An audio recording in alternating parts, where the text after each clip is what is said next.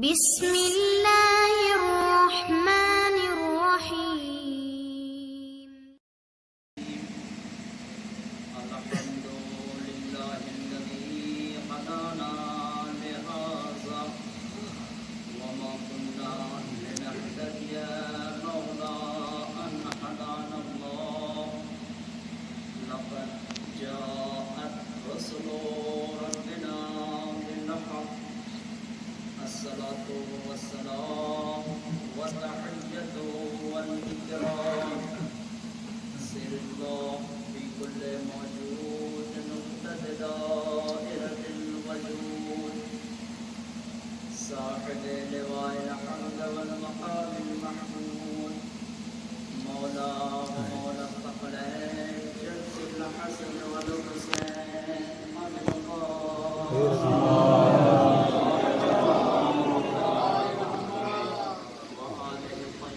الطاهرين المعصومين المظلومين المنتجبين المنتخبين ورحمة الله على أعدائهم أجمعين أما بعد فقد قال الله تبارك وتعالى قوله الحق في القرآن الكريم بسم الله الرحمن الرحيم يا أيها الذين آمنوا اتقوا الله وابتغوا إليه الوسيلة وجاهدوا في سبيله لعلكم تفلحون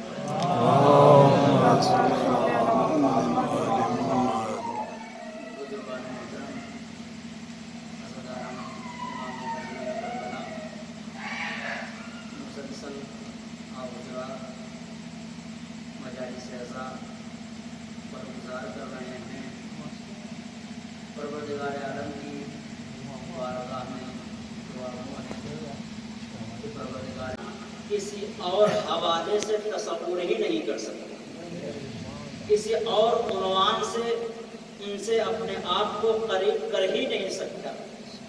یہی ایک ایسا عنوان ہے، ایک ایسی عنوان ہے کہ جس عنوان کی وجہ سے انسان اپنے آپ کو اہل بیت علیہ السلام سے قریب تر کرتا چلا جاتا ہے۔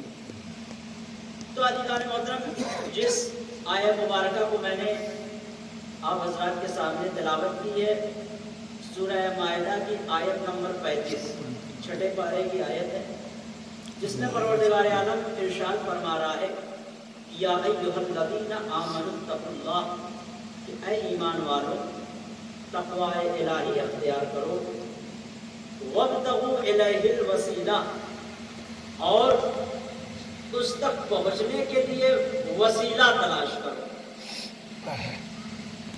وجاہدوا فی سبیلہ، اور اللہ کی راہ میں جہاد کرو، لعلکم تفلحون، تاکہ تم کامیاب ہو جاؤ۔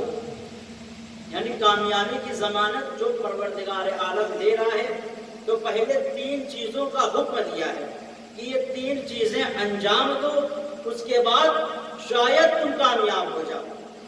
پہلا کیا ہے کہ یا ایھا الذین آمنوا اتقوا اللہ، کہ اے ایمان والو پہلے تقوی الہی اختیار کرو، پہلا۔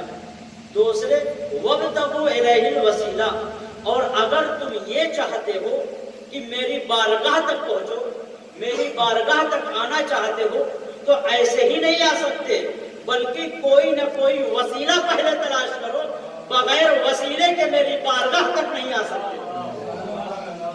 تیسرے کیا چیز ہے؟ وجاہدوا فی سبیلہ، اور تم اللہ کی راہ میں جہاد کرو۔ جہاد یعنی کیا؟ کیا جو آج کے زمانے میں جہاد چل رہا ہے یہ جہاد ہے؟ کہتے ہیں یہ جہاد نہیں ہے۔ جہاد کی جو سب سے پہلی شرط ہے کہ نبی یا امام کے حکم سے ہوتا ہے۔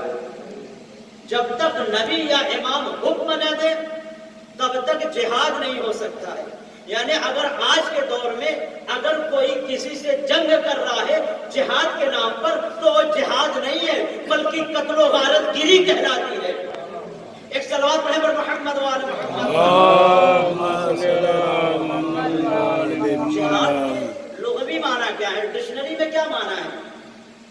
ڈکشنری میں جہاد کے معنی کوشش کرنے کے، تلاش کرنے کے، کوشش کرنے کے. اب انسان کوشش کس چیز کے بارے میں کرے؟ اگر کوئی طالب علم، اگر کوئی اسٹوڈنٹ علم حاصل کرنے میں کوشش کر رہا ہے تو کہتے وہ علم کی راہ میں جہاد کر رہا ہے. اگر کوئی شخص اپنے اہل و عیال کے لیے رزق کمانے میں کوشش کر رہا ہے تو کہتے وہ جہاد کر رہا ہے. اب اگر کوئی شخص اپنے عزیز و اقارب کے لیے، ان کی سہولتوں کے لیے جہاد کوشش کر رہا ہے تو یہ جہاد ہے. یعنی اگر انسان اپنے اہل و عیال، اپنے عزیز و اقارب، اپنے دنیاوی امور میں کسی مقام تک پہنچنے کے لیے کوشش کر رہا ہے تو اسے جہاد کہا جاتا ہے. ایک صلوات پڑھے پر محمد و آل محمد. اب انسان کسی بھی لائن میں ہو، کسی بھی صنف کا کیوں نہ ہو، طالب علم ہے، علم کی راہ میں کوشش کر رہا ہے تو کہتے ہو اس علم کی راہ میں جہاد کر رہا ہے. آپ کوئی اپنے آل و اولاد کے لیے رزق کا انتظام کر رہا ہے، محنت و مشقت کر رہا ہے تو کہتے ہیں یہ اپنے اہل و عیال کے لیے جہاد کر رہا ہے. اگر کوئی شخص اپنے دوست کی اس طریقے سے مدد کر رہا ہے کہ شاید اس کی مدد سے کچھ اسے فائدہ پہنچ جائے تو کہتے ہیں یہ دوست کی راہ میں جہاد کر رہا ہے. یہ ہے جہاد کے معنی. قتل و غارت کہ جہاد کے معنی میں نہیں ہے، بلکہ جہاد کے معنی کوشش کرنے کے ہیں. اب انسان جس راہ میں کوشش کرے اسے جہاد کہا جاتا ہے. لعلکم تفلحون، تاکہ تم شاید کامیاب ہو جاؤ. تو عزیزان محترم، پہلی چیز کیا تھی؟ یا ایھا الذین آمنوا اتقوا اللہ، کہ اے ایمان والو تقوی الہی اختیار کرو، یعنی پروردگار عالم سے نزدیک خوف کا، اور جو اس نے واجبات تم پر واجب کیے اسے بجا لا اور محرمات سے رک جائے، اسے کہا جاتا ہے تقوی. یعنی واجبات کو بجا لائے، محرمات سے رک جائے، اسے کہا جاتا ہے تقوی. اس کے بعد پروردگار عالم پھر ارشاد فرماتا ہے وابتغوا الیہ الوسیلہ، اور اگر تم یہ چاہتے ہو کہ میری بارگاہ تک آؤ تو ڈائریکٹ آنے کی کوشش نہیں کرنا، بلکہ اس کے لیے تمہیں کوئی نہ کوئی وسیلہ بنانا پڑے گا، کسی نہ کسی کو ذریعہ بنانا پڑے گا، اس ذریعے سے میری بارگاہ تک آ سکتے ہو. اگر ڈائریکٹ آنے کی کوشش کرو گے تو بیچ ہی میں رک کر ختم ہو جاؤ گے، بیچ ہی میں تمہارا معاملہ جو ہے ختم ہو جائے گا. اب عزیزان محترم، انسان ڈائریکٹ ایک مثال سے بات واضح کروں. انسان اس دنیا میں جس حیثیت کے افراد تک پہنچنا چاہتا ہے اتنی حیثیت کے اعتبار سے وسیلہ تلاش کرتا ہے نا. اگر آپ کے وارڈ ممبر کی سباست کی آپ خود ہی چلے جائیں گے، لیکن اگر آپ کو آپ کے ایریے کے ودھایک جی کے یہاں جانا ہے تو کیا کریں گے؟ ایسے اٹھیں گے اور چلے جائیں گے؟ نہیں، بلکہ کسی نہ کسی کو ایسے افراد کو تلاش کریں گے کہ جس کی پہنچ ودھایک جی کے یہاں ہو. ڈائریکٹ ودھایک جی کے یہاں نہیں پہنچ سکتے آپ، بغیر کسی وسیلے کے ودھایک جی کے یہاں پہنچنا ہمارے لیے مشکل ہے. اسی طریقے سے اگر ہمیں ایم پی صاحب کے یہاں پہنچنا ہے، سانسد جی کے یہاں، تو ہمیں اور بڑا وسیلہ تلاش کرنے کی کوشش کرنی پڑے گی کہ جو ہمیں سانسد جی کے یہاں تک پہنچا سکے. یعنی جتنا بڑا منصب دار تک ہمیں پہنچنا ہوتا ہے اتنے بڑے وسیلے کو تلاش کرنا پڑتا ہے. ممبر کے یہاں خود پہنچ جائیں گے، ودھایک اور سانسد کے یہاں ہمیں وسیلہ تلاش کرنا پڑتا ہے. یعنی جتنا بڑا منصب دار ہوتا ہے اتنا بڑا وسیلہ ہمیں تلاش کرنا پڑتا ہے. اب عزیزان محترم، اگر ہمیں پروردگار عالم کی بارگاہ تک پہنچنا ہے تو ہمیں کیسا وسیلہ تلاش کرنا پڑے گا؟ ایسا وسیلہ تلاش کرنا پڑے گا کہ جو پروردگار عالم کی بارگاہ تک پہنچ رہی ہو. ڈائریکٹ انسان نہیں پہنچ سکتا، اور یہ دنیا کا قاعدہ ہے کہ ہر جگہ کسی نہ کسی وسیلے کو تلاش کیا جاتا ہے. اس وسیلے کے ذریعے سے جب انسان پہنچتا ہے تو اسے عقل مند کہا جاتا ہے. اگر میں کہوں میں یہاں سے مجھے بمبئی جانا ہے اور میں کہوں آپ سے میں پیدل جا رہا ہوں بمبئی، تو آپ کیا کہیں گے؟ مولانا بیوقوف ہو چکے ہیں، دماغ لگ رہا ختم ہو چکا ہے، بمبئی پیدل جا رہے ہیں، یہی تو کہیں گے. لیکن اگر میں یہ کہوں کہ بائی ٹرین جا رہا ہوں تو کہتے ہیں ہاں مولانا کا دماغ صحیح ہے، یہی تو کہیں گے. یعنی وسیلہ آپ کو تلاش کرنا پڑے گا دنیاوی اعتبار سے بھی. اگر کسی مقام تک پہنچنا ہے، کسی منزل تک پہنچنا ہے، کسی افراد تک پہنچنا ہے، بغیر وسیلے کے آپ نہ کسی منزل تک پہنچ سکتے ہیں، نہ کسی بڑے منصب دار تک پہنچ سکتے ہیں۔ تو عزیزان محترم، اس کائنات میں جب کسی چھوٹے سے انسان تک پہنچنا ہوتا ہے تو ہم وسیلہ تلاش کرتے ہیں، تو کیا پروردگار عالم کی بارگاہ میں بغیر وسیلے کے پہنچ جائیں گے؟ اب جو لوگ یہ کہتے ہیں ہم تو ڈائریکٹ پہنچنے والے ہیں، تو اب انسانوں کی ڈکشنری میں اسے پاگل ہی کہا جائے گا، کیونکہ یہ دنیا کا قاعدہ ہے کہ کسی بڑے منصب دار کے یہاں پہنچنا ہوتا ہے تو کوئی نہ کوئی ذریعہ وسیلہ تلاش کیا جاتا ہے۔ اب عزیزان محترم، اب ہمیں ایسا وسیلہ تلاش کرنا پڑے گا کہ جو پروردگار عالم کی بارگاہ تک پہنچ رہا ہے۔ تو اب عزیزان محترم، میں نے کہا تھا جتنا بڑا منصب دار ہوتا ہے اتنے بڑے منصب دار تک پہنچنے کے لیے اتنا بڑا وسیلہ تلاش کرنا پڑتا ہے۔ اب عزیزان محترم، اس کائنات میں پروردگار عالم سے بڑا کوئی منصب دار نہیں ہے۔ اب اگر پروردگار عالم کی بارگاہ میں پہنچنا ہے تو ہمیں ایسے کو تلاش کرنا پڑے گا کہ جس کی رسائی پروردگار عالم کی بارگاہ تک ہو، جس کی رسائی اللہ کی بارگاہ تک ہو، وہی افراد ہمیں وہاں تک پہنچا سکتے ہیں۔ تو عزیزان محترم، اس کائنات میں کون ایسے افراد ہیں کہ جن کی رسائی پروردگار عالم کی بارگاہ تک ہے؟ تو عزیزان محترم، تمام تفاسیر و تواریخ میں یہ ملتا ہے کہ کائنات کی اہل بیت علیہ الصلوۃ والسلام ایسی ذوات مقدسہ ہیں کہ جو پروردگار عالم کی بارگاہ تک ڈائریکٹ پہنچتی ہے۔ یہ ذوات مقدسہ، ان کے علاوہ اہل بیت علیہ الصلوۃ والسلام کے علاوہ دنیا میں کوئی ایسی ذات نہیں ہے کہ جو پروردگار عالم کی بارگاہ تک پہنچے۔ عزیزان محترم، تو یہ ہے وسیلہ کے بغیر، وسیلے کے انسان کسی منزل تک پہنچنا چاہے تو کیا کہلائے گا؟ بے وقوف کہلائے گا۔ تو عزیزان محترم، ہمیں اللہ کی بارگاہ تک پہنچنی ہے تو ہمیں محمد و آل محمد علیہ السلام وسیلہ تلاش کرنا پڑے گا، ذریعہ تلاش کرنا پڑے گا، اس وسیلے اور ذریعے سے ہمیں وہاں تک پہنچنا پڑے گا۔ اور عزیزان محترم، علم کلام میں توحید کی دو قسمیں ہیں۔ علم کلام ایک ہے، ہم جو بچوں کو سمجھاتے ہیں کیا توحید یعنی اللہ ایک، بس یہی تو سمجھاتے ہیں کہ توحید یعنی اللہ ایک۔ لیکن علم کلام میں توحید کی دو قسمیں ہیں، ایک توحید نظری، دوسرے توحید عملی۔ توحید نظری کسے کہا جاتا ہے؟ توحید نظری اس چیز کو کہا جاتا ہے کہ اللہ خالق ہے، اللہ رحمان ہے، اللہ رحیم ہے، اللہ غفور ہے، اللہ مالک ہے، اللہ رازق ہے۔ اسے کیا کہا جاتا ہے؟ توحید نظری۔ یعنی یہ ہر انسان مانتا ہے اس توحید کو، آپ بھی مانتے ہیں، ہم بھی مانتے ہیں، بچے بھی مانتے ہیں اس توحید کو۔ یعنی اللہ رحمان ہے، اللہ رحیم ہے، اللہ کریم ہے، اللہ رازق ہے، اللہ مالک ہے، اللہ خالق ہے، یعنی ہر انسان مانتا ہے کہ اللہ ہی سب کچھ ہے یہ۔ لیکن ایک توحید ہے جسے توحید عملی کہا جاتا ہے، اور یہاں اسی توحید عملی پر انسان تھوڑی سی دقت اس بات پر کریں گے، توجہ اس بات پر میں چاہتا ہوں، اگر انسان اس توحید عملی کو جو ہے چھوڑ دے تو شرک کے دائرے میں آ جائے گا۔ بہت نازک مرحلہ ہے کہ اگر توحید عملی کو چھوڑ دے تو انسان شرک میں آ جائے گا۔ اللہ کو مالک مان رہا ہے، اللہ کو خالق مان رہا ہے، اللہ کو رازق مان رہا ہے، اللہ کو ہر چیز مان رہا ہے، لیکن اگر توحید عملی نہیں ہے انسان کے اندر تو انسان نماز پڑھنے والا کیوں نہ ہو، روزہ رکھنے والا کیوں نہ ہو، حاجی صاحب کیوں نہ ہو، زیارت کرنے والا ہی کیوں نہ ہو، وہ شرک کے دائرے میں داخل ہو جائے گا۔ کیسے؟ کہ بہت ڈاکٹر صاحب بیٹھے ہیں، آپ ہی کی مثال دے دیتا ہوں، ایک صلوات پڑھنے پر محمد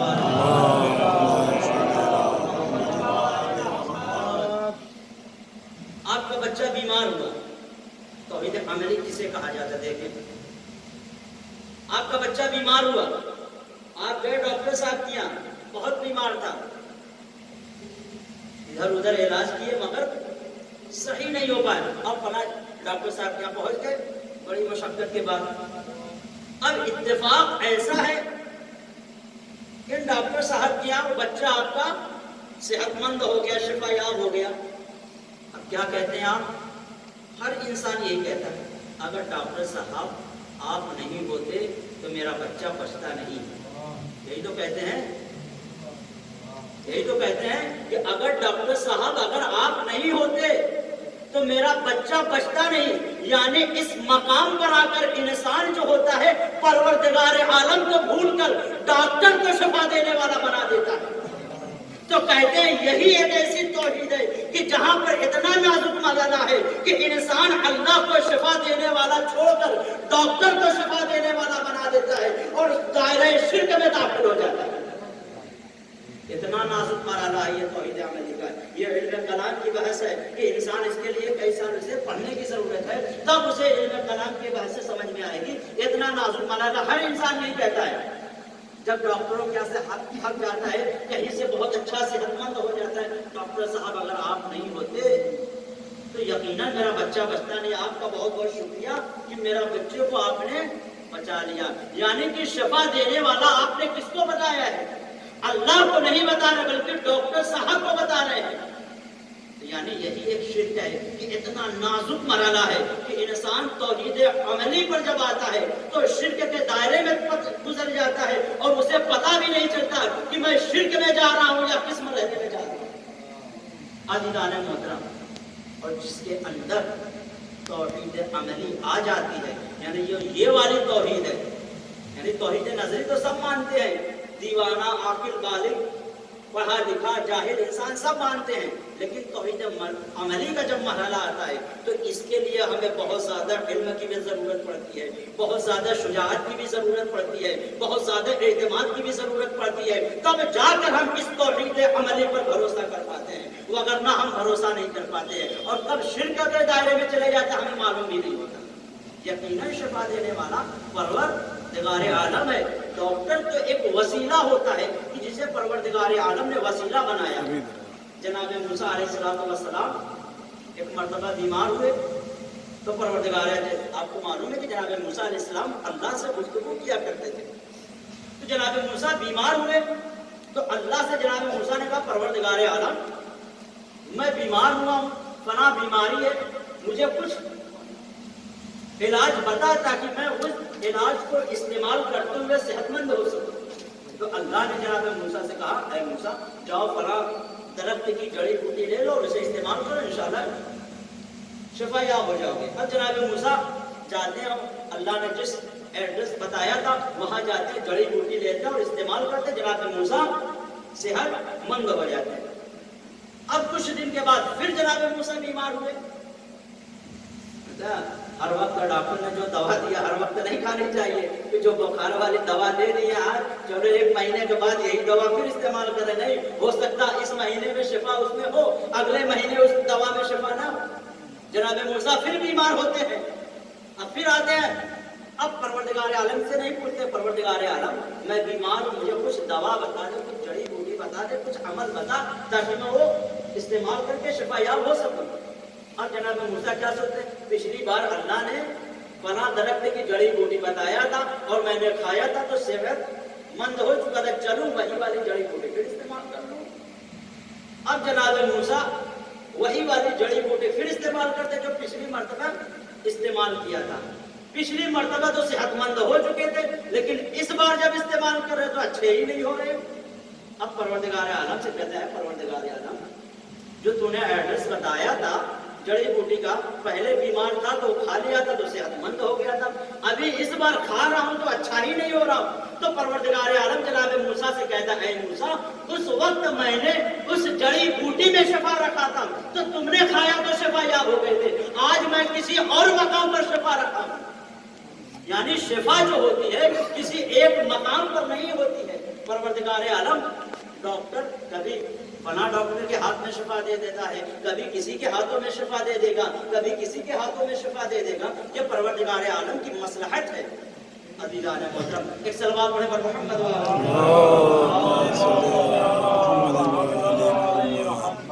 اور عزیزان محترم.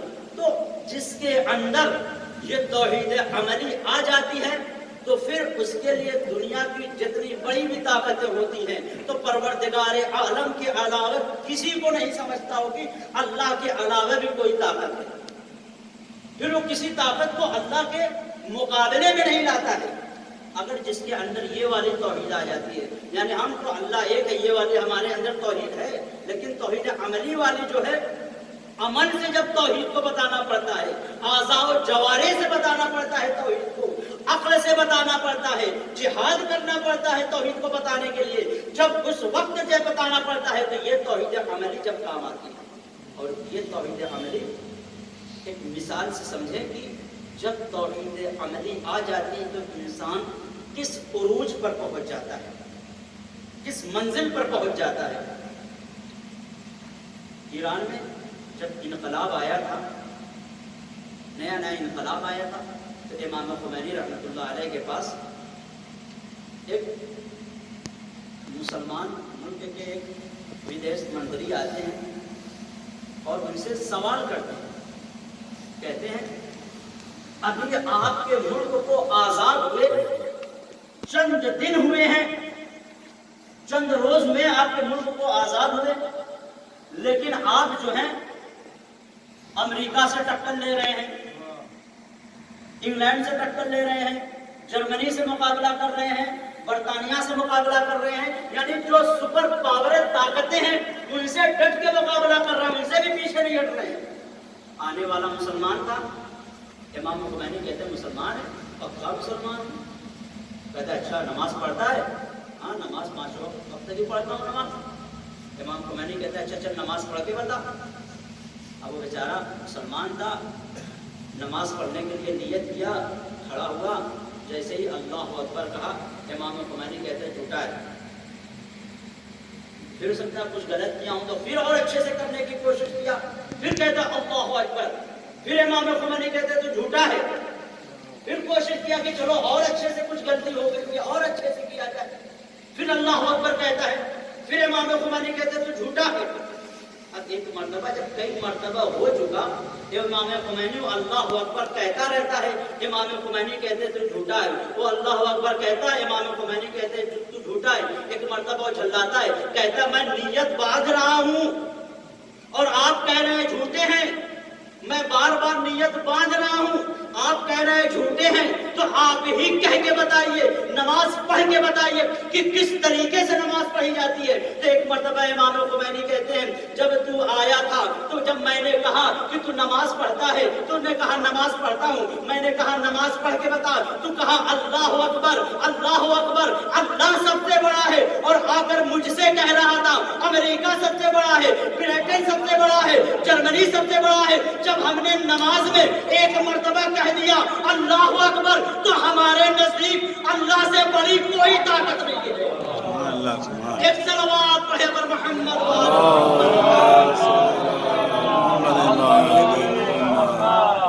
جب ہم نے ایک مرتبہ کہہ دیا کہ اللہ اکبر اللہ بڑا ہے تو بس ہمارے نزدیک اب دنیا کی کوئی طاقت نہیں بڑی ہے سوائے اللہ کے۔ اب ہم نے اللہ کو بڑا مان لیا ہے تو بس اللہ ہی بڑا ہے، دنیا کی ساری طاقتیں اللہ کے نیچے ہیں۔ تو اگر ہمیں کسی کو بڑا ماننا ہے تو پروردگار عالم کی ذات کو بڑا ماننا ہے۔ جب انسان کے اندر یہ والی توحید آ جاتی ہے تو جتنی دنیا کی بڑی بڑی طاقتیں ہیں سب چھوٹی نظر آنے لگتی ہیں، پروردگار عالم کی ذات کائنات میں بڑی ذات نظر آنے لگتی ہے۔ ایک صلوات پڑھیں پر محمد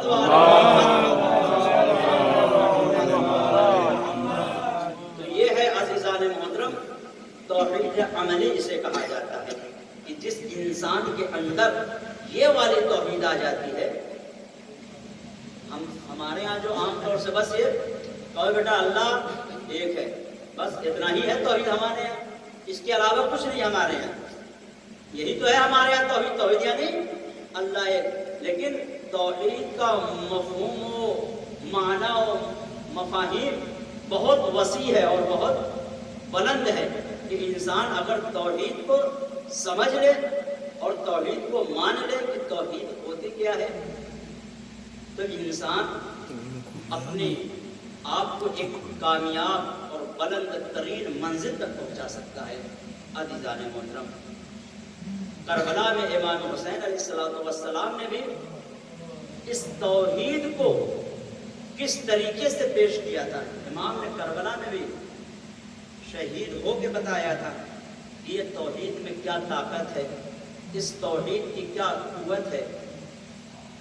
ارباب اعضاء، یہ ایام جناب شہزادی سکینہ سلام اللہ علیہا کے ایام ہیں، اور یہ کربلا کی ایسی مظلومہ ہے جناب شہزادی سکینہ جو امام حسین کے لیے خود جناب سکینہ سکون کا باعث تھی۔ اگر امام حسین کو سکون و اطمینان چاہتے تھے امام، تو جناب سکینہ کو دیکھ لیا کرتے تھے۔ سکینہ کے معنی ہی میں سکون و اطمینان کے۔ ارباب اعضاء، جناب سکینہ بھی امام حسین کی گود کی پلی ہوئی تھی، معرفت تھی، توحید سمجھتی تھی، امامت کو سمجھتی تھی، اور کس طریقے سے عقیدہ ان کا مضبوط تھا کہ جب جناب حر کی زوجہ پانی لے کر آتی ہیں جناب زینب کے حوالے، کہتی اے بی بی یہ پانی کا پیالہ ہے، آپ اسے پی لیں، تو جناب زینب اس پانی کے وضو کو جناب سکینہ کے حوالے کرتی ہیں، کہتی ہے اے بیٹی سکینہ تم پانی پی لو۔ تو جناب سکینہ کو بھی دیکھے 4 سال کی ہے، لیکن معرفت کیا ہے، کس منزل پر ہے معرفت کی۔ کہتے ہیں اے پھپھی اماں آپ کیوں نہیں پی رہی ہیں، آپ بھی تو 3 دن کی پیاسی ہیں۔ جناب زینب کہتی ہے اے بیٹی سکینہ تم چھوٹی ہو، پہلے تم پی لو پانی کو، پہلے تم پی لو، بعد میں ہم پی لیں گے۔ جناب سکینہ کی معرفت دیکھے، جناب سکینہ پانی کا کوزہ لیتی ہے اور مقتل کی طرف بڑھنے لگتی ہے۔ جناب زینب پوچھتی ہے بیٹی سکینہ مقتل کی جانب تم کہاں جا رہی ہو؟ جناب سکینہ کہتی ہے پھپھی اماں آپ نے ابھی تو کہا تھا اے بیٹی سکینہ تم چھوٹی ہو، تم پہلے پانی پی لو۔ اے پھپھی اماں مجھ سے چھوٹا تو میرا بھیا علی اصغر ہے، میں پہلے اپنے بھیا علی اصغر کو پانی پلاؤں گی، اس کے بعد پانی پیوں گی۔ ارباب اعضاء، یہ جناب سکینہ کی معرفت تھی کہ جو امامت اور کے منصب کو سمجھ رہی تھی، یہ عقیدت امام حسین تھی کہ جناب علی اصغر شہید ہو چکے ہیں، لیکن یہ معرفت جناب امام حسین تھی کہ امام جناب سکینہ جناب اصغر کی طرف پانی لے کر بڑھتی ہیں۔ جناب سکینہ ارباب اعضاء کوفہ اور شام کی منزلوں کو طے کرتے ہوئے ایک مقام پر رکتی ہیں، کیا دیکھتی ہیں کہ کہیں کوئی پتھر مار رہا ہے، کوئی پانی پھینک رہا ہے، کوئی گرم پانی پھینک رہا ہے، کوئی نیزے مار رہا ہے۔ ارباب اعضاء ایک مرتبہ ایک مقام پر جناب سکینہ کا قافلہ رکتا ہے۔ جناب سکینہ ایک معظمہ ام حمیدہ تھی، اپنے چھت کے تمام بیویاں چھتوں سے تماشا اہل حرم کا دیکھ رہی تھی، تو ایک مومنہ تھی وہ بھی یہ تماشا دیکھ رہی تھی۔ جناب سکینہ جناب زینب سے پانی کا سوال کرتی ہے، وہ مومنہ اپنے چھت سے یہ سنتی ہے کہ یہ بچی جو ہے ایک مومنہ سے پانی طلب کر رہی ہے، اپنی معظمہ سے پانی طلب کر رہی ہے، لیکن اس معظمہ کے پاس پانی نہیں ہے۔ وہ مومنہ اپنے گھر میں جاتی ہے اور پانی کا پیالہ لے کر آتی ہے اور جناب زینب کے حوالے کرتی ہے اے بی بی آپ کی بچی پیاسی ہے، اسے پانی پلا دیجئے۔ ایک مرتبہ وہ بی بی کہتی ہے اے بی بی اے معظمہ پانی پینے کے بعد میری گزارش ہے کہ اس بچی سے کہیے گا کہ میرے لیے تو دعا کر دے۔ جناب زینب کہتی ہے بیٹی سکینہ پانی بعد میں پینا، پہلے اس کے لیے دعا کر دینا۔ جناب زینب کہتی ہے بی بی بتاؤ تمہاری پہلی دعا کیا ہے؟ وہ معظمہ کہتی ہے بی بی میری پہلی دعا یہ ہے کہ جیسے یہ بچی یتیم ہوئی ہے ایسے میرے بچے کبھی یتیم نہ ہو۔ ارباب اعضاء جناب زینب اپنے چلے ہوئے دامن کو پھیلا دیتی ہے، پروردگار عالم کی بارگاہ میں دعا کرتی ہے اے پالنے والے میری یتیمی کا واسطہ جیسے میں یتیم ہوئی ہوں اس بیوی کے بچے کبھی یتیم نہ ہو۔ ارباب اعضاء جناب زینب کہتی ہے بی بی بتاؤ تمہاری دوسری دعا کیا ہے؟ معظمہ کہتی ہے اے بی بی میری دوسری دعا یہ ہے کہ یہ بچی سے کہیں کہ دعا کر دے کہ میں جلد سے جلد مدینے جاؤں۔ جیسے ہی مدینے کا جناب زینب نے نام سنا فوراً تڑپ جاتی ہے، کہتی ہے اے بی بی تم مدینے جا کر کیا کرے گی؟ وہ معظمہ کہتی ہے اے بی بی مدینے میں میرے آقا حسین رہتے ہیں، مدینے میں میرے شہزادی زینب رہتی ہے۔ ایک مرتبہ جناب زینب زینب کہتی ہے معصمہ کیا تو اپنے آقا حسین کو دیکھے گی تو پہچان لے گی, اپنی شہزادی زینب کو دیکھے گی تو پہچان لے گی. وہ معصمہ کہتی ہے بی بی میں نے برسوں شہزادے کی یہاں نوکری کی ہے, خدمت گزاری کی ہے, میں دیکھوں گی تو ضرور پہچانوں گی. ایک مرتبہ جناب زینب کہتی ہے اے معصمہ ان کے نیزہ پر جو سورہ کہف کی تلاوت سر کر رہا ہے تیرے آقا حسین کا سر ہے جو کربلا میں شہید ہو چکا, اور اپنے چہرے سے نقاب ہٹاتی ہے اور کہتی ہے ام حمیدہ تم نے کہاں پہچانا, میں ہی تیری شہزادی زینب ہوں جو کوفہ و شام کی منزلوں کو طے کرتے ہوئے یہاں تک پہنچائے ہیں. اللہ